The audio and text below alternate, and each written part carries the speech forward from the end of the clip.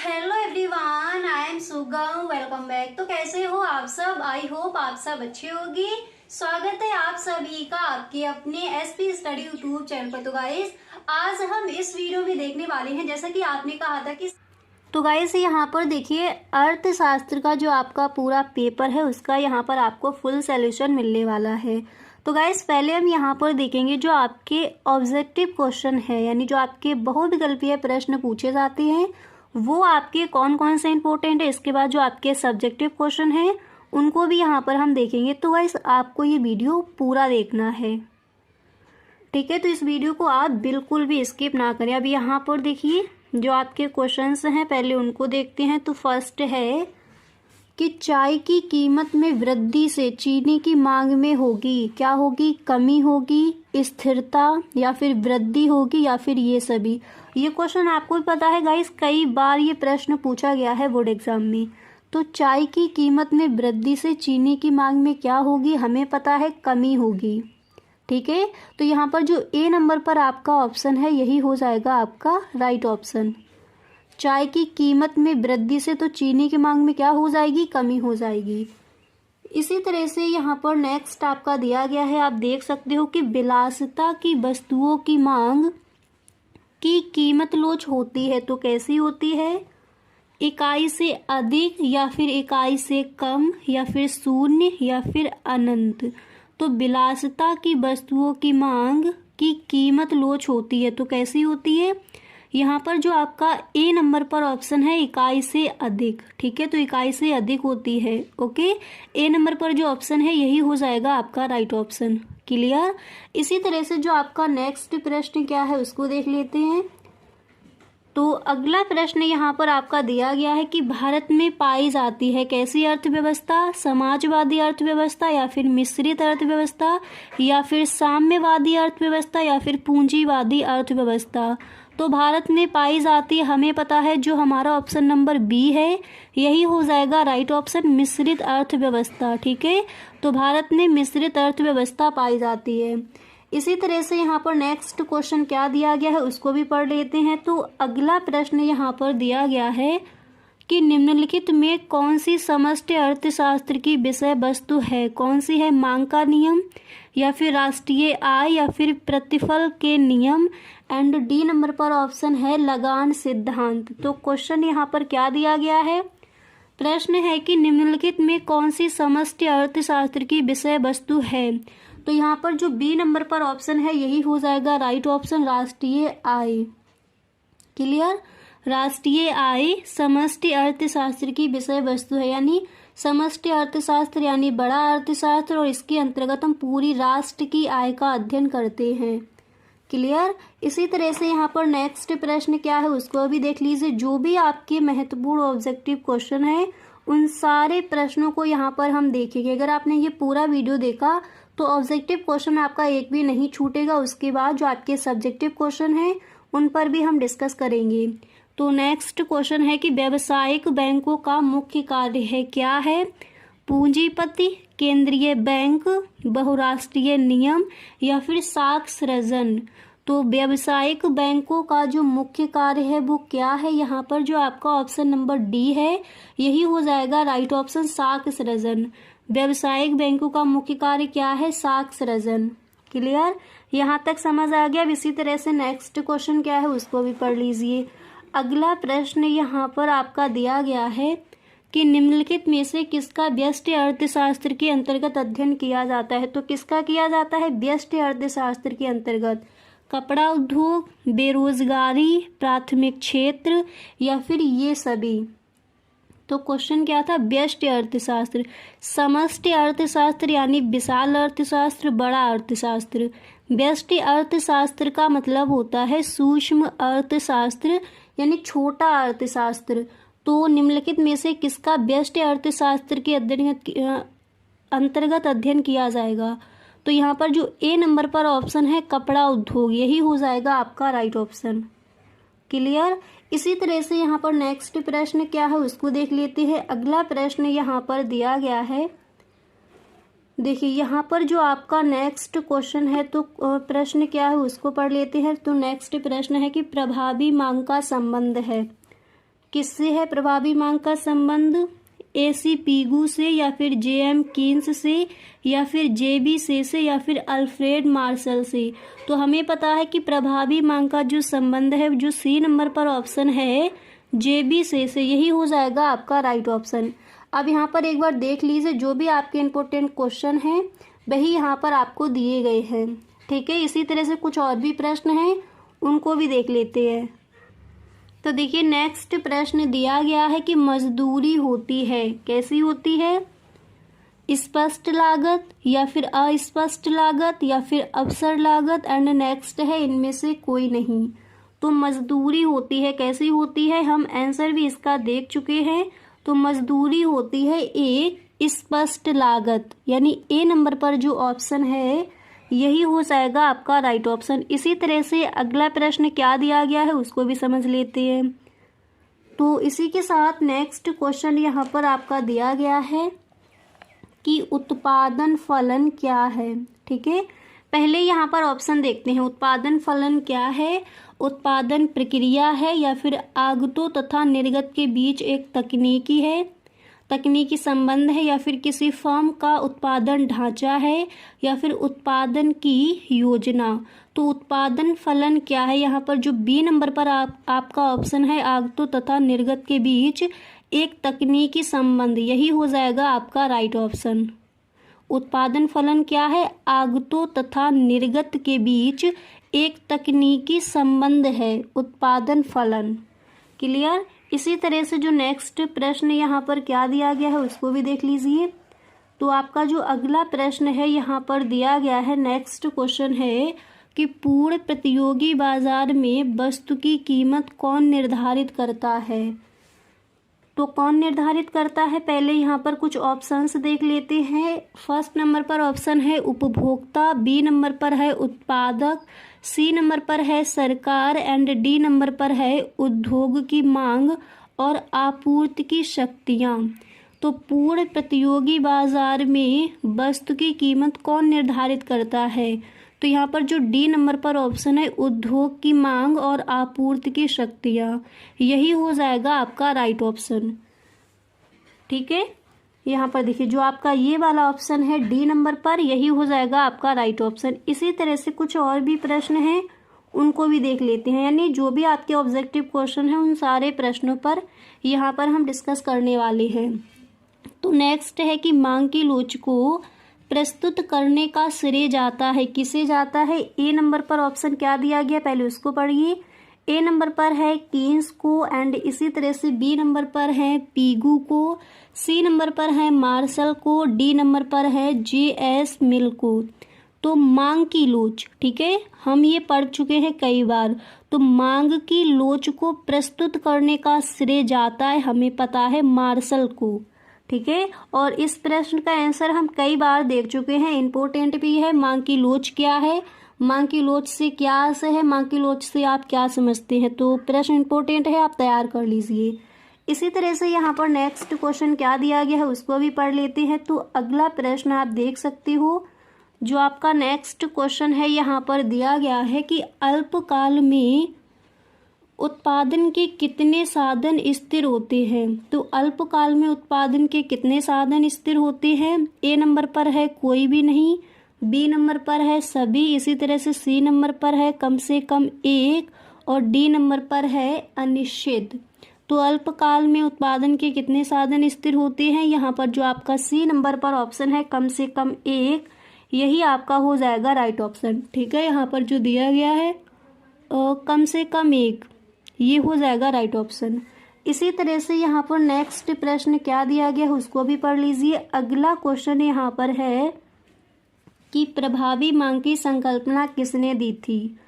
तो प्रभावी मांग की संकल्पना किसने दी थी? यहाँ पर A नंबर पर ऑप्शन है एडम स्मिथ, B नंबर पर है मार्शल, C नंबर पर है JB से, D नंबर पर है कीन्स।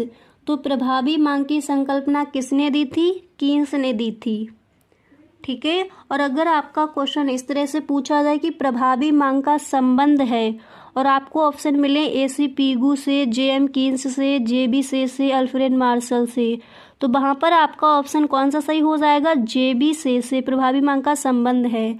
यहाँ पर पूछा गया प्रभावी मांग की संकल्पना किसने दी है, तो यहाँ पर ऑप्शन कौन सा राइट हो जाएगा, कीन्स, J.M. कीन्स ने।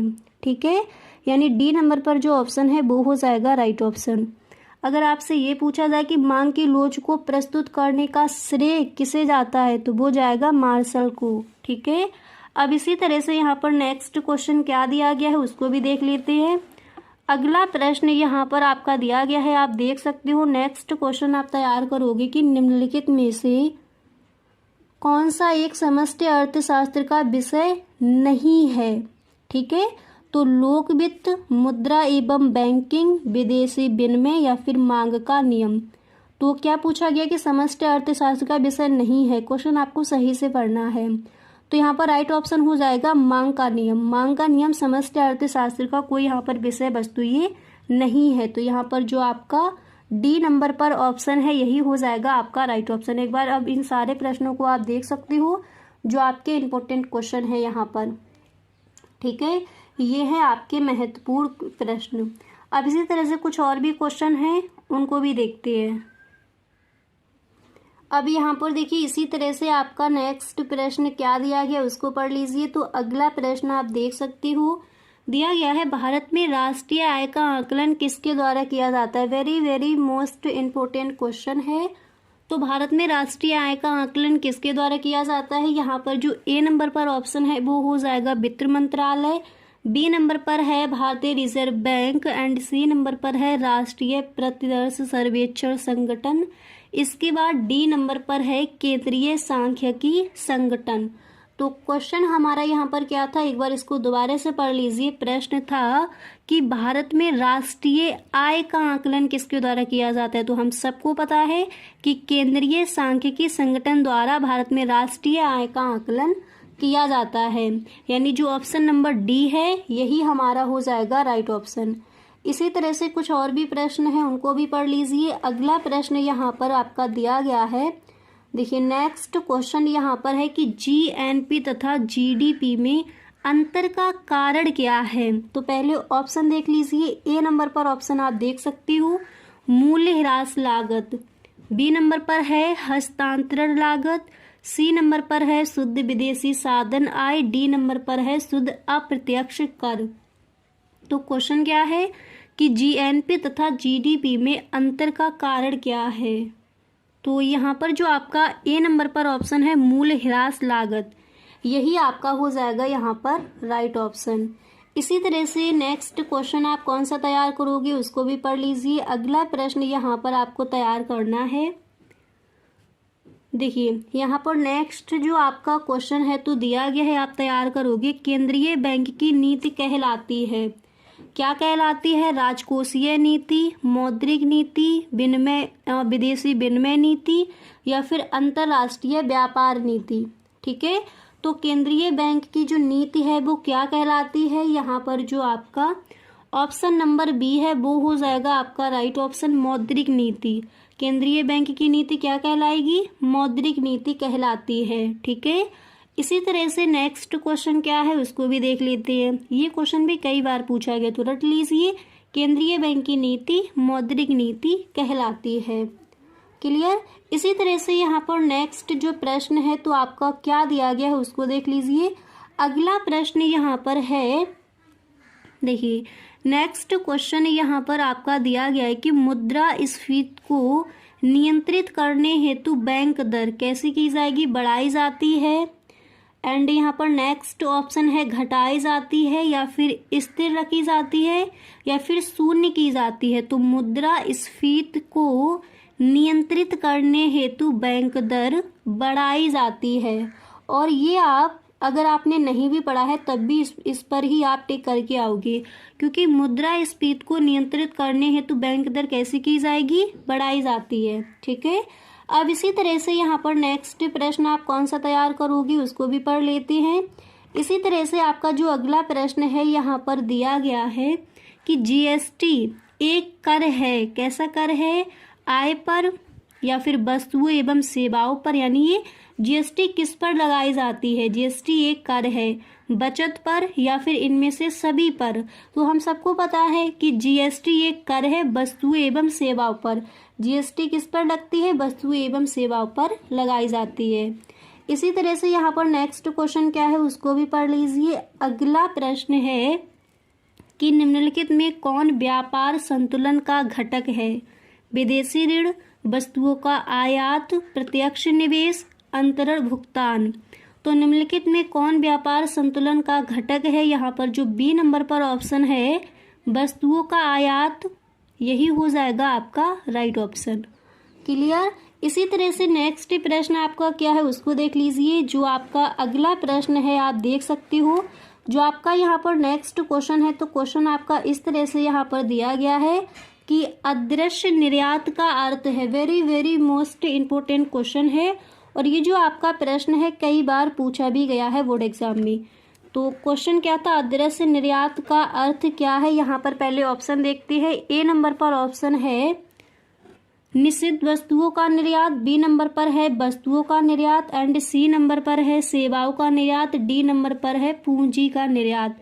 तो अदृश्य निर्यात का अर्थ हो जाएगा सेवाओं का निर्यात, यानी सी नंबर पर जो ऑप्शन है यही हमारा हो जाएगा यहाँ पर राइट ऑप्शन। ठीक है, अब यहाँ पर आप देख सकते हो इन प्रश्नों को आपको तैयार करना है। अब इसी तरह से आप सब्जेक्टिव क्वेश्चन कौन कौन से तैयार करोगे उनको देखते हैं। अब यहाँ पर देखिए सब्जेक्टिव क्वेश्चन में यहाँ पर फर्स्ट क्वेश्चन आपको तैयार करना है कि व्यष्टि अर्थशास्त्र तथा समष्टि अर्थशास्त्र में अंतर बताइए।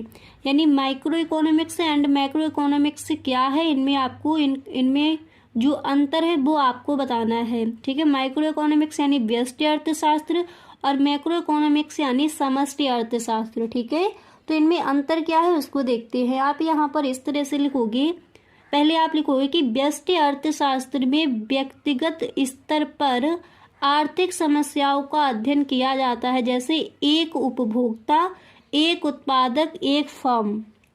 क्लियर। इसी तरह से इधर आप लिखोगे कि समष्टि अर्थशास्त्र में अर्थशास्त्र की आर्थिक इकाइयों का अध्ययन होता है, जैसे राष्ट्रीय आय, कुल उपभोग, सामान्य कीमत स्तर। ठीक है, यानी जो हमारा मैक्रो इकोनॉमिक्स होता है वो होता है विशाल अर्थशास्त्र और जो माइक्रो इकोनॉमिक्स होता है वो होता है हमारा सूक्ष्म अर्थशास्त्र यानी छोटा अर्थशास्त्र।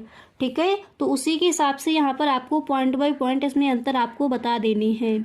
इसके बाद आप नेक्स्ट लिखोगे कि व्यष्टि अर्थशास्त्र में व्यक्ति और व्यक्ति के व्यवहार का अध्ययन होता है। इधर आप लिखोगे समष्टि अर्थशास्त्र में समाज और समाज के व्यवहार का अध्ययन होता है, क्योंकि मैक्रो इकोनॉमिक्स हो जाएगा बड़ा अर्थशास्त्र, माइक्रो इकोनॉमिक्स हो जाएगा छोटा अर्थशास्त्र।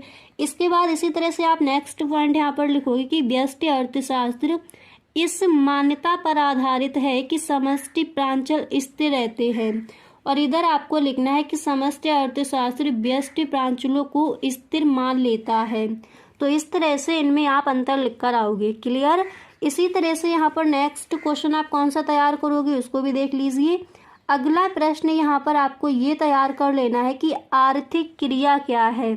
ठीक है, इंपॉर्टेंट आपका क्वेश्चन है। तो चलिए आर्थिक क्रिया क्या है, तो ये आप इस तरह से लिखोगे, उस क्रिया को आर्थिक क्रिया कहते हैं जिसका संबंध मानवीय आवश्यकताओं को संतुष्ट करने के लिए सीमित साधनों के उपयोग से किया जाता है। किस तरह से लिखोगे? क्वेश्चन आपका पूछा जाए कि आर्थिक क्रिया क्या है, तो आप लिखोगे कि उस क्रिया को आर्थिक क्रिया कहते हैं जिसका संबंध मानवीय यानी मानव की जो आवश्यकताएं हैं उनको संतुष्ट करने के लिए लिमिटेड आपके साधन है, जो रिसोर्सेस है वो कैसे हैं, लिमिटेड साधनों के उपयोग से होता है, वही कहलाता है आर्थिक क्रिया। ठीक है, तो इस तरह से आप इन प्रश्नों के आंसर लिख कर आओगे। यहाँ तक आपको समझ आ गया। इसी के साथ यहाँ पर देखिए जो आपका नेक्स्ट प्रश्न है आप यहाँ पर ये तैयार कर लोगे। देखिए अगला प्रश्न यहाँ पर आपको तैयार करना है कि आय के प्रवाह को चक्रीय प्रवाह क्यों कहते हैं। इंपॉर्टेंट क्वेश्चन, और ये प्रश्न आपका कई बार बोर्ड एग्जाम में आस्क किया गया है। ठीक है, तो आप इस तरह से लिखोगे कि परिवार फर्मों को साधन सेवाएं प्रदान करते हैं और फर्में परिवारों को वस्तुएं प्रदान करती हैं। इस प्रकार परिवारों से फर्मों को साधन सेवाओं और फर्मों से परिवारों को वस्तुओं का निरंतर प्रवाह होता रहता है, इसे ही वास्तविक प्रवाह कहते हैं। क्योंकि यह चक्र कभी समाप्त नहीं होता, इसलिए इसे आय का चक्रीय प्रवाह भी कहा जाता है। इस तरह से आप लिखोगे।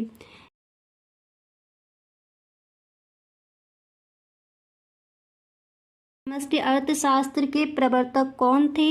J.R. हिक्स थे, A.H. हेंसन थे, या फिर J.M. Keynes, A.C. पीगू। तो समष्टि अर्थशास्त्र के प्रवर्तक कौन थे? J.M. कीन्स। इसी तरह से नेक्स्ट यहाँ पर है कि समष्टि अर्थशास्त्र में किस विचार का अध्ययन किया जाता है? व्यक्तिगत आय, व्यक्तिगत बचत, राष्ट्रीय आय, या फिर व्यक्तिगत निवेश। तो किसका किया जाता है? राष्ट्रीय आय का। इसी तरह से तीसरा प्रश्न क्या है उसको देख लीजिए। क्वेश्चन है प्राथमिक क्षेत्र में सम्मिलित है कृषि, मत्स्यायन, खनन, ये सभी। तो प्राथमिक क्षेत्र में सम्मिलित है, कौन सा ऑप्शन राइट हो जाएगा? डी नंबर, ये सभी। इसी तरह से अगला प्रश्न क्या है उसको देखिए। तो नेक्स्ट क्वेश्चन आप देख सकते हो कि निम्नलिखित में से कौन सी समष्टि अर्थशास्त्र की विषय वस्तु है? मांग का नियम, राष्ट्रीय आय, प्रतिफल के नियम, लगान सिद्धांत। तो हम सबको पता है राष्ट्रीय आय।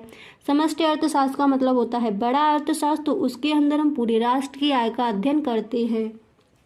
इसके बाद अगला प्रश्न आप ये तैयार कर लोगे, प्रभावी मांग की संकल्पना किसने दी थी? एडम स्मिथ ने, मार्शल ने, J.B. से ने, या फिर कीन्स ने? तो प्रभावी मांग की संकल्पना हमें पता है कीन्स ने दी थी। ये क्वेश्चन आपको याद हो गए। इसी तरह से कुछ और भी ऑब्जेक्टिव क्वेश्चन यहाँ पर देख लेते हैं। अब इसी तरह से यहाँ पर आपका अगला प्रश्न दिया गया है कि निम्न में से कौन सी एक फर्म न्यूनतम लागत फर्म होती है? पूर्ण प्रतियोगिता फर्म, या फिर अपूर्ण प्रतियोगी फर्म, एकाधिकार फर्म, या फिर द्वाधिकार फर्म। तो हमें पता है कि निम्न में से क्या पूछा गया, कौन सी एक फर्म न्यूनतम लागत फर्म होती है? तो पूर्ण प्रतियोगिता फर्म। इसी तरह से अगला प्रश्न यहाँ पर आपका दिया गया है कि पूर्ण प्रतियोगिता के अंतर्गत एक फर्म की औसत आगम सीमांत आगम से कम होती है, से अधिक होती है, कि बराबर होती है, या फिर से असमर्थ होती है? तो यहाँ पर सी नंबर पर ऑप्शन है राइट हो जाएगा कि बराबर होती है। इसी तरह से अगला प्रश्न आपका क्या दिया गया है उसको देख लीजिए। तो नेक्स्ट है अन्य वस्तुओं के उत्पादन में आगत के रूप में प्रयुक्त होने वाली वस्तुएं कहलाती है अंतिम वस्तुएं, मध्यवर्ती वस्तुएं, A, B दोनों, या फिर उपभोग वस्तुएं? तो हमें पता है मध्यवर्ती वस्तुएं कहलाती हैं। क्लियर? इसी तरह से कुछ और भी प्रश्न हैं, उनको भी देखते हैं। यहाँ पर आप देख सकते हो नेक्स्ट है मांग के बढ़ने पर। इम्पोर्टेंट है ये आपका क्वेश्चन, ठीक है। मांग के बढ़ने पर कीमत में वृद्धि होगी, मात्रा स्थिर होगी, कीमत में कमी होगी, या फिर कीमत स्थिर रहेगी? तो मांग के बढ़ने पर कीमत में वृद्धि होगी, ठीक है। इसके बाद नेक्स्ट है कि साधन मांग होती है प्रत्यक्ष, व्युत्पन्न, उचित, या फिर इनमें से कोई नहीं? तो साधन मांग कैसी होती है? व्युत्पन्न होती है, ठीक है। ये हो जाएगा आपका राइट। इसी तरह से कुछ और भी प्रश्न हैं, उनको भी देखते हैं। इसी तरह से यहाँ पर आपका अगला प्रश्न आप ये तैयार करोगे कि चाय की कीमत में वृद्धि का कॉफी की मांग पर क्या प्रभाव पड़ेगा? देखिए इस टाइप के जो आपके क्वेश्चन है वो इम्पोर्टेंट हैं, ठीक है। तो क्वेश्चन क्या है, चाय की कीमत में वृद्धि का कॉफी की मांग पर क्या प्रभाव पड़ेगा? वृद्धि होगी, कमी होगी, एंड यहाँ पर नेक्स्ट है यथास्थित बनी रहेगी, या फिर इनमें से कोई नहीं? तो आपका जो ए नंबर पर है ये राइट हो जाएगा। तो चाय की कीमत में वृद्धि का कॉफी की मांग पर क्या प्रभाव पड़ेगा? वृद्धि होगी। इसी तरह से नेक्स्ट है भारत में निम्नलिखित में से किस बाजार में पूर्ण प्रतियोगिता पाई जाती है? कार बाजार में, नमक बाजार में, गेहूं बाजार में, इनमें से किसी में नहीं? तो भारत में निम्नलिखित में से किस बाजार में पूर्ण प्रतियोगिता पाई जाती है? गेहूं बाजार में। क्लियर? इसके बाद अगला प्रश्न ये भी आपका इम्पोर्टेंट है, प्रभावी मांग का विचार किसने दिया? कीन्स को, पीगू को, मार्शल को, J.M. मिल को? तो हम सबको पता है कीन्स को। जो आपका फर्स्ट वाला है यही हो जाएगा आपका राइट ऑप्शन। क्लियर? तो यहाँ पर आप देख सकते हो जो आपका पहला प्रश्न है क्या दिया गया है। तो फर्स्ट क्वेश्चन आप तैयार करोगे, कीमत रेखा किसे कहते हैं? क्लियर? कीमत रेखा यानी प्राइस लाइन क्या है, ये तैयार करोगे। इसके बाद यहाँ पर जो आपका सेकंड क्वेश्चन है वो क्या है उसको देख लीजिए। तो सेकंड क्वेश्चन आप ये तैयार कर लोगे कि साधनों के वैकल्पिक प्रयोग से क्या आशय है। साधनों के वैकल्पिक प्रयोग से क्या आशय है, इसको तैयार कर लोगे। तीसरा प्रश्न आपको ये तैयार कर लेना है, मांग की कीमत लोच क्या होती है। कई सारे स्टूडेंट्स ने ये भी कमेंट किया था कि मैम अर्थशास्त्र के पेपर से डर लगता है, अर्थशास्त्र जो आपका सब्जेक्ट है वो हमें समझ नहीं आता। ठीक है, आपने बोला था कि समाजशास्त्र में जो भी महत्वपूर्ण क्वेश्चन है वो हमारे क्लियर हो गए हैं, पर अर्थशास्त्र के बता दीजिए। ठीक है, यानी जो भी महत्वपूर्ण क्वेश्चन है वो सारे प्रश्न आप बता दीजिए। तो गाइस यहाँ पर जो आपके अतिलघु उत्तरीय प्रश्न है, तो जो भी यहाँ पर बताए जाएं इन सारे प्रश्नों को आप तैयार कर लेंगे। क्लियर। इसके बाद लघु उत्तरीय प्रश्न और विस्तृत उत्तरीय प्रश्न पर भी हम डिस्कस करेंगे। तो जो आपका क्वेश्चन दूसरा यहाँ पर तीसरा क्या दिया गया है, मांग की कीमत लोच क्या होती है। इसी तरह से क्वेश्चन नंबर 4 क्या है उसको भी देख लीजिए। तो दिया गया है कि सार्वजनिक वस्तु क्या है। क्लियर, सार्वजनिक वस्तु क्या है। इसके बाद नेक्स्ट है पूर्ति तथा स्टॉक में क्या अंतर है, इसको तैयार करेंगे। इसी तरह से आपका अगला प्रश्न कौन सा तैयार करना है आप देख सकते हो। क्वेश्चन नंबर 6 यहाँ पर आपका दिया गया है, किसी फर्म के आगम से क्या अभिप्राय है। अगर देखिए इन सारे प्रश्नों को आपने तैयार किया तो अतिलघु उत्तरीय प्रश्न में आपके क्वेश्चन नहीं छूटेंगे।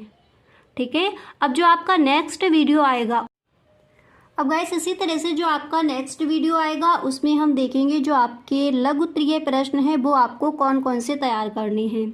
तो यहाँ पर आपको समझ आ गया क्वेश्चन क्या था, पूर्ति तथा स्टॉक में क्या अंतर है। छठा प्रश्न आप तैयार करोगे, किसी फर्म के आगम से क्या अभिप्राय है। इसी तरह से क्वेश्चन नंबर 7 यहाँ पर दिया गया है कि व्यक्ति विदेशी विनिमय की मांग क्यों करते हैं। देखिए जो भी प्रश्न है इम्पोर्टेंट है, साथ ही साथ लिखते चलिए। क्लियर। आठवां क्वेश्चन तैयार करोगे, राजस्व घाटा और राजकोषीय घाटा में क्या अंतर है, या फिर राजस्व घाटा और राजकोषीय घाटा क्या है समझाइए, इसको आप तैयार करेंगे। अब इसी तरह से कुछ और भी प्रश्न हैं उनको भी देख लीजिए। इसके बाद जो आपका अगला प्रश्न है यहाँ पर क्या दिया गया है उसको देखते हैं। नेक्स्ट आप तैयार कर लोगे, समग्र मांग से आप क्या समझते हैं। क्लियर। इसी तरह से 10वां क्वेश्चन है, सीमांत उपभोग प्रवृत्ति क्या होती है। समग्र मांग क्या है, सीमांत उपभोग प्रवृत्ति क्या है, अतिलघु उत्तरीय प्रश्न में इन प्रश्नों को तैयार करोगे। इसी तरह से नेक्स्ट प्रश्न यहाँ पर है, निजी वस्तु किसे कहते हैं। अब देखिए निजी वस्तु क्या है, मध्यवर्ती वस्तुएं क्या है। ठीक है, इंपॉर्टेंट क्वेश्चन है, इसको तैयार करेंगे। इसके बाद मुद्रा के 3 प्रमुख कार्य लिखिए। मुद्रा के कौन कौन से कार्य हैं उनको आप तैयार कर लोगे। इसी तरह से कुछ और भी प्रश्न हैं उनको भी देख लीजिए। नेक्स्ट आपको तैयार करना है कि बजट रेखा को परिभाषित कीजिए। बजट रेखा क्या है, बजट रेखा को परिभाषित कीजिए।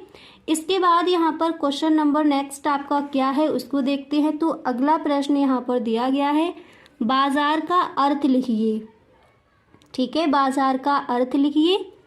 इसके बाद 15वां क्वेश्चन यहाँ पर है कि व्यष्टि अर्थशास्त्र क्या है। देखिए हर वीडियो में आपको बताया जाता है व्यष्टि अर्थशास्त्र, समष्टि अर्थशास्त्र क्या है, सही ढंग से तैयार कर लीजिए। ठीक है, अगर ये क्वेश्चन आपके इस तरह से लघु उत्तरीय प्रश्न, विस्तृत उत्तरीय प्रश्न में नहीं रखे जाते हैं तो जो आपके बहुविकल्पीय प्रश्न दिए जाते हैं उसमें पूछ लिया जाएगा। ठीक है, तो व्यष्टि अर्थशास्त्र क्या है इसका उदाहरण भी साथ ही साथ तैयार कर लीजिए, दोनों के, व्यष्टि अर्थशास्त्र और समष्टि अर्थशास्त्र। क्लियर।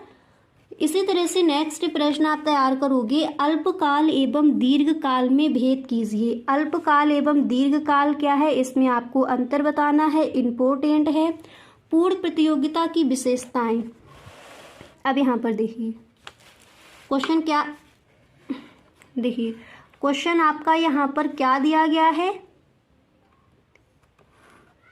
यहाँ पर देखिए प्रश्न आपका है कि पूर्ण प्रतियोगिता की कोई 3 विशेषताएं बताइए, इंपॉर्टेंट है। इसी तरह से औसत भौतिक उत्पाद से क्या आशय है, इसको तैयार करोगे।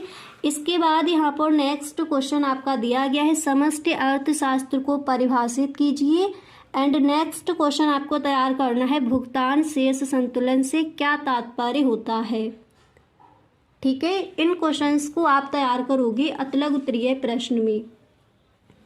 इसी के साथ साथ गाइस एक प्रश्न आपको और तैयार कर लेना है कि चयन की समस्या क्या है। चयन की समस्या क्या होती है, यानी चुनाव की समस्या क्या है, इसको भी आप तैयार कर लेंगे। ये प्रश्न भी आपका कई बार पूछा गया, यहीं पर लिख लीजिए 21वां क्वेश्चन, चयन की समस्या क्या है वो आपको बतानी है, ठीक है। और ये इस प्रश्न का आंसर हम कई बार देख चुके हैं।